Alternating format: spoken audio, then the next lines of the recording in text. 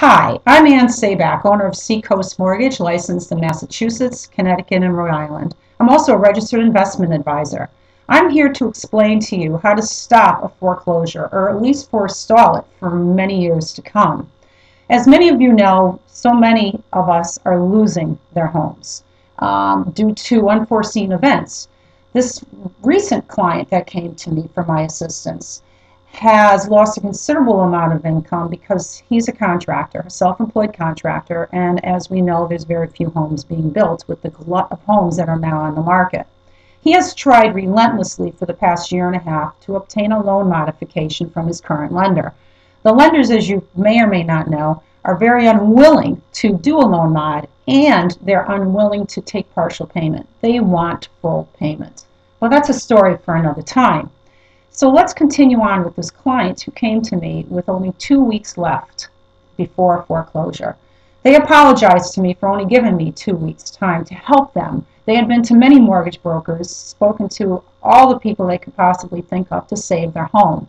And all that they wanted was to have me help them save their home until August. It's now March.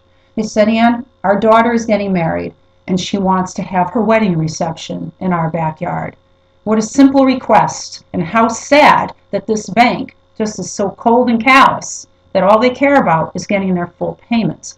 So I asked them, all right, please tell me about your situation. Well, about 4 to 5 years ago, they obtained a loan from Option 1. As many of you probably know, Option 1 was one of the subprime lenders. They were one of the first to close their doors.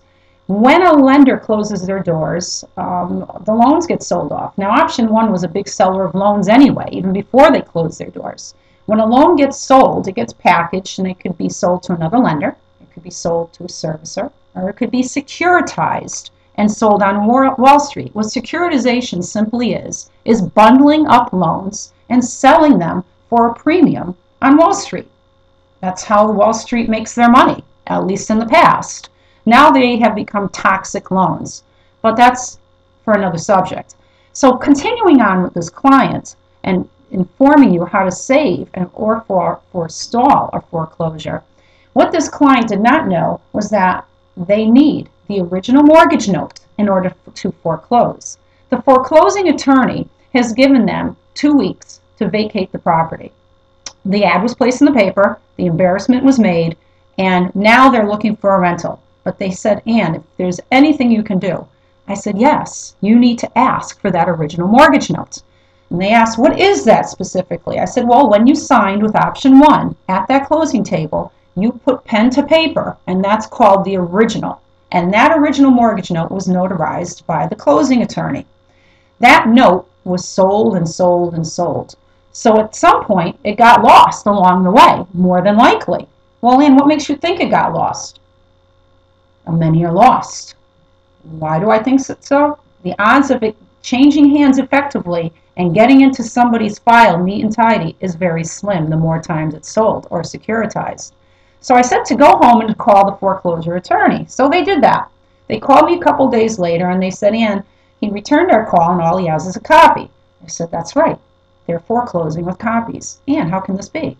I said, well, continue on and ask that you want that original.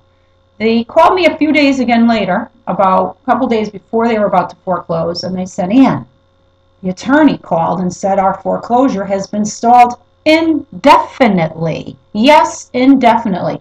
Oh, did they give you a reason why? No, no reason was given. Well, Mr. Borrower, Mr. and Mrs. Borrower, we know the reason. They do not have that original mortgage note. So now, guess what? They're in the driver's seat. So now they can call their lender, and which they're doing, and the lender is now willing to speak with them because there's no option right now. They can't foreclose, so we might as well work with the consumer. Now, when you're in the driver's seat, you can call the shots a little bit better, can't you?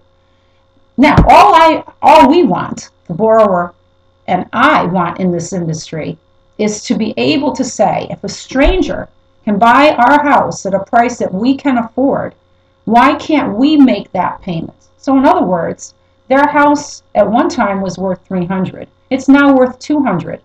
They have a note on it for $280. If that home were to sell, it would sell at around $200, if not less. So why can't the current owner pay on the $200 note that a stranger would pay on? Now, do I think everyone should be able to do this? No, I think you should be able to show a hardship. And a hardship in this case is he's a self-employed contractor. All right, the business went south. Life happens. All right, what is he to do? Should the bank lose a significant amount of money? This could become a win-win situation. All right, instead of losing $100,000, let's negotiate a reasonable payment at a market rate and have this homeowner stay in their home. So, in conclusion, please remember you need the original mortgage note for anyone to be able to foreclose on your property. Please get the word out. Now, also, this may beg a question to all of you. How can a law firm who knows the law use a copy of a mortgage note to foreclose on the consumer? Now, that's a good question. This is Ann, keeping you in your home. Thanks for listening.